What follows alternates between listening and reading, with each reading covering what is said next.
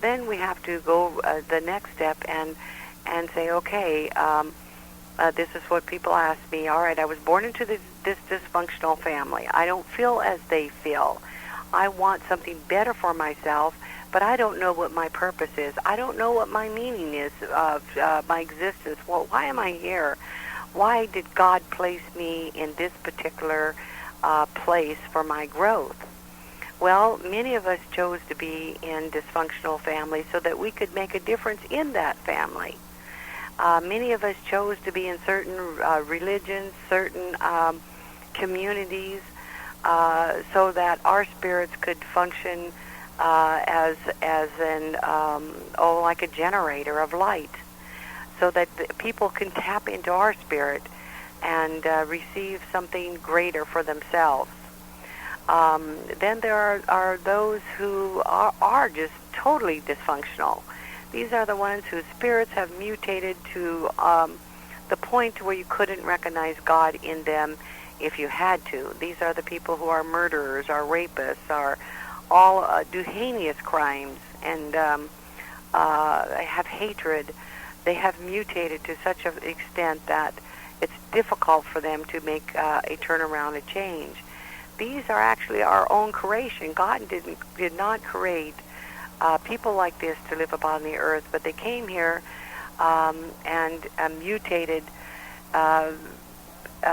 while living in the environment that they came from, the families, the social setting, the schools, et cetera, et cetera. They were souls who were weakened by all of the negative energy that surrounded them.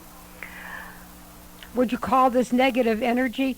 In the Judeo-Christian philosophy or religions, there is the concept of good and evil, okay? That evil is out there also, just sort of waiting to grab people, and that we do have a choice of how to be.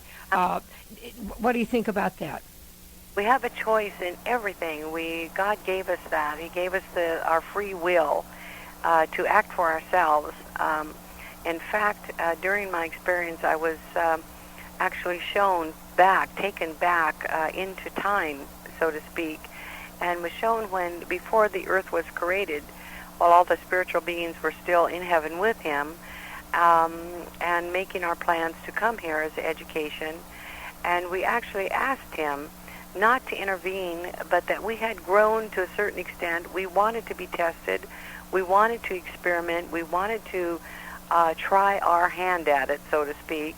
And with God interfering, we wouldn't be able to do that. Much as an 18 or 21-year-old might say to their parent, I've graduated. I'm ready to go out on my own. Please don't drive by my apartment every night. Don't call. Right. Don't call on the phone every day. Don't call on the phone every day. That type of thing. This is what we did. We wanted this time to be adults and to show that we can take care of ourselves. Actually, God did promise that. And this is why, people ask, why is it that people who love God, why do Christians go through evil times?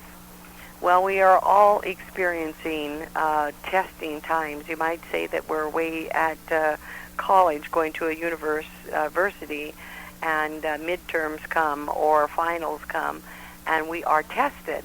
That is when how we learn what we are made of and to what extent we have developed and grown spiritually, and that's through our tests. When everything collapses around you, what do you do about it? How do you respond? When a stranger on the street, offends you, like driving down the road and someone cuts you off, what is your response? Is it anger? Are you an angry person? Are you bitter? Do you swear? What do you do? These are moments of testing. They can be very subtle moments. I know even now, when I have these things happen to me from time to time, I find myself biting my lips, my tongue, because I do have a very glib tongue and have a tendency to have a temper. And so I'm always tested, and of course, I've had plenty of time now to grow beyond a lot of the weaknesses that I've had in the past, and growing more into wisdom and understanding and patience and everything else. But this is why we are here, to be tested, to be tried, to grow stronger. The only way we can become greater beings is to have experience. Experience takes you to understanding. Understanding takes you into wisdom. And you cannot get to wisdom any other way, not even through osmosis. You must experience in order to know. And we can learn from others' experiences.